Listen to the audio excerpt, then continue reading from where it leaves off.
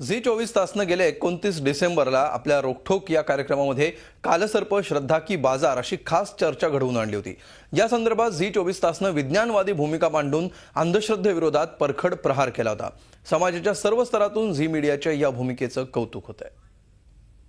मी तर उलट असं म्हणेन की झी 24 तासने ही सुरू केलेली मोहीम थांबवू नये अशी माझी तुम्हाला विनंती राहील। कारण हे मंडळी थोडीशी जे राज्यबदल झालेला आहे नुकताच, त्याच्यामुळे संघासारख्या संस्थांना जे काही राष्ट्रीय स्वयंसेवक संघासारख्या संस्थांना जे काही बळ मिळाले नैतिक, त्यामुळे ही मंडळी थोडीशी शेफारल्यासारखी झालेली आहेत आणि तसे ते निषेधाचे ठराव वगैरे करतायत।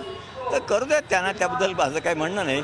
पण ही ढोंगबाजी उघड झाल्याशिवाय राहणार नाही याच्याबद्दल मला खात्री आहे। आणि तुम्ही एकटे नाही आहात यात, आम्ही तुमच्या बरोबर आहोत एवढंच तुम्हाला मला सांगायचं आहे।